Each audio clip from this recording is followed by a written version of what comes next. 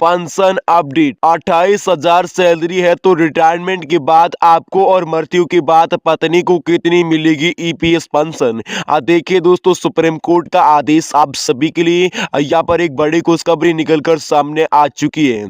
दोस्तों 28,000 सैलरी है तो दोस्तों आप सभी का, अगर आप भी रिटायर्ड कर्मचारी हैं तो दोस्तों आपकी मृत्यु हो जाती है, उसके बाद आपकी पत्नी को पेंशन मिलेगी। लेकिन दोस्तों कितनी मिलेगी पत्नी को पेंशन, इसकी जानकारी है वह आप सभी को इस वीडियो में देने वाले हैं। अगर आप भी एक ईपीएस पेंशन धारक है तो आप प्लीज इस वीडियो को एक लाइक करके चैनल को सब्सक्राइब जरूर कर लेना।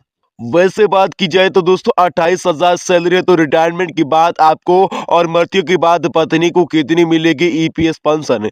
दोस्तों ईपीएफओ से जुड़े कर्मचारियों और उनके परिवार को कोई ऐसी सुविधा मिलती है जिनके बारे में बहुत कम लोग जानते हैं। ऐसी एक सुविधा है पेंशन से जुड़ी। दरअसल ईपीएफओ की ओर से कर्मचारी पेंशन योजना के तहत रिटायरमेंट के बाद कर्मचारी को पेंशन देने का प्रावधान है। लेकिन दोस्तों हालांकि इस पर कोई सुप्रीम कोर्ट ने यदि कर्मचारी से निवृत्ति से पहले मृत्यु हो जाती है तो कर्मचारी के पति या पत्नी और बच्चों को ईपीएस पेंशन फंड वह प्राप्त होता है। 28,000 सैलरी है तो रिटायरमेंट के बाद आपको और मृत्यु के बाद पत्नी को मिलेगी ईपीएस पेंशन। दोस्तों सरकार ने वर्ष 1995 में ईपीएस पेंशन योजना शुरू करने का काम किया था। लेकिन दोस्तों इसी योजना में नए ईपीएफ सदस्य अभी भाग ले सकते हैं, जिसमें दोस्तों कर्मचारी के वेतन में लगभग 12% हिस्सा है वह नियोक्ता कंपनी और कर्मचारी दोनों द्वारा ईपीएस जो पेंशन फंड है इसमें काटा जाता है।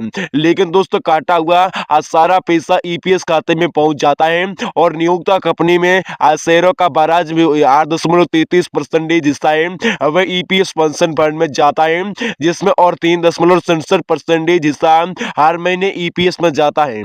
ईपीएस पेंशन स्कीम की योग्यताएं। लोग दोस्तों हालांकि ईपीएस पेंशन स्कीम का लाभ उन्हें उठाने के लिए ईपीएफओ का सदस्य होना जरूरी है। अगर आप भी संगठित क्षेत्र में 10 साल तक काम किया हो और आपकी ईपीएस पेंशन है उसकी उम्र 58 साल है तो आप सभी को 50 साल के बाद ही ईपीएस पेंशन फंड है उसमें निकालना शुरू कर सकते हैं। इतना ही नहीं, अगले 2 सालों के बाद ये पेंशन का फंडा है इसके तहत आने वाले समय में जो पेंशन का फंडा है इसमें 2 साल तक पेंशन भी रोकी जा सकती है। इसके बाद आपको हर महीने अब 4% का अतिरिक्त दर से ईपीएस पेंशन का लाभ मिलेगा। सदस्य नीचे दिए गए फॉर्मूले के अनुसार अपनी मासिक पेंशन की राशि की गणना कर सकते हैं।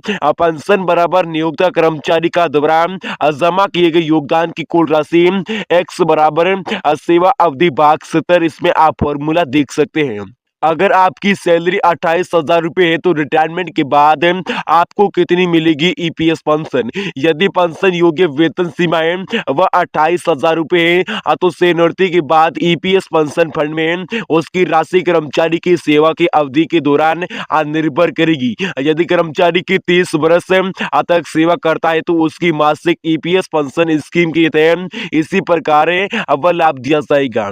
इस समय पेंशन धारक को पेंशन बराबर नियोक्ता और साथ साथ कर्मचारी द्वारा जमा किए योगदान की कुल राशि एक्स सेवा अवधि जो बड़ा भाग 70 है इसमें दिया जाएगा। लेकिन दोस्तों बराबर जो है कोष्टक 8.33% रुपये एक्स रुपये 28,000 गुणा 30 वर्ष भाग 70 आप मान लीजिए 9,996 रुपये वह आप सभी की ईपीएस पेंशन है वह आप सभी की बनेगी।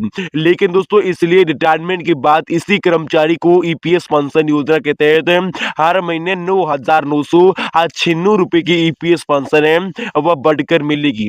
लेकिन दोस्तों जब भी सुप्रीम कोर्ट का कोई ऑर्डर आएगा इसके बारे में आप सभी को आगे जानकारी देते रहेंगे। लेकिन ईपीएस अडिपा पेंशन धारक है, अगर आप भी एक ईपीएस पेंशन धारक है तो प्लीज इस वीडियो को अभी तक लाइक नहीं किया तो वीडियो को लाइक करके चैनल पर पहली बार विजिट कर रहे हैं तो हमारे इस यूट्यूब चैनल को सब्सक्राइब जरूर कर लेना और वीडियो को शेयर जरूर करें।